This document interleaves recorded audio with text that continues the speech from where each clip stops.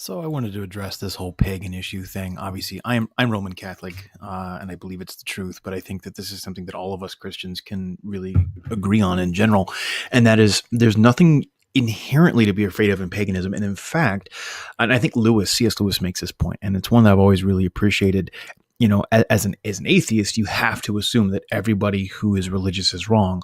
But as a Christian, you can actually understand that a lot of people who are theists of some kind, but not Christians or Catholics, etc., they're still right, at least partially, right?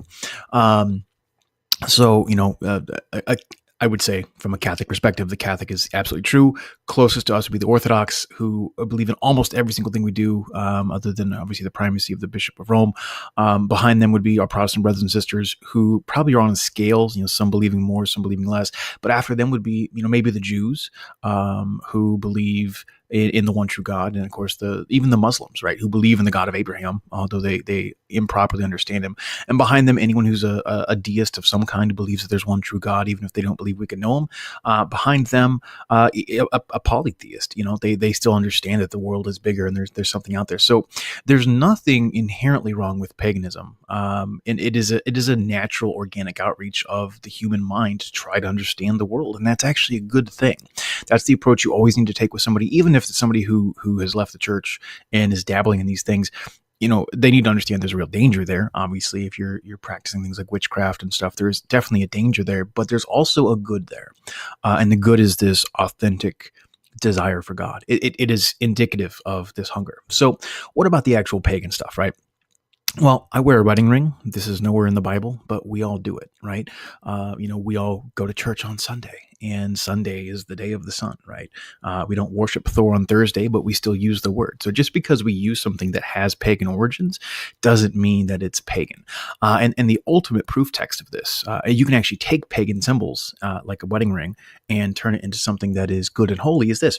I think it's Acts 16. Paul's speaking at the Areopagus, and he is talking about the Greeks, and he praises them for their piety. He says, you Greeks are so pious, you even have a temple here to an unknown God. Let me tell you about that unknown God. And he proceeds to literally, I think the word we would say is baptize, the concept of this temple, and bring it in and say, this is the one true God. This is the God of Abraham, Isaac, and Jacob, the God who is incarnate in Christ.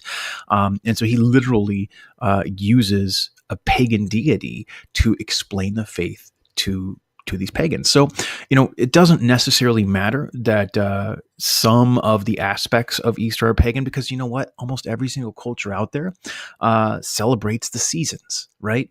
Christmas, almost certainly, Jesus wasn't born December 25th, according to nearly all understandings, and the church didn't care. The church actually was doing a handful of things when they settled the date of December 25th, including trying to make it so that you couldn't celebrate pagan feasts like Saturnalia and also make it to church at the same time. And so it forced you to make a choice. So you couldn't be a lukewarm Christian. You had to make a choice between the old ways and the new ways, or the Christian ways. And at the same time, a lot of the people who make this whole Easter is pagan thing is just dumb, like the whole Ishtar thing. In almost every language that's not English based, Easter is called Pascha, Pascha, however you want to say it. Pascha. This is the Paschal feast, right? And that's based on the Hebrew word, and then how it was kind of brought into most languages that aren't English.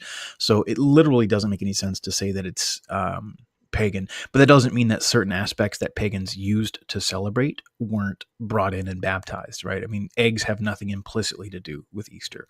The bunny has nothing to do implicitly with Easter. It's a sign of spring, right? It's a sign of new life. It's a sign of rebirth, and you can Christianize these symbols, and that's fine. So anyway, that's just my thoughts on that. I hope you found this helpful. Let me know if you did. Leave a comment down below.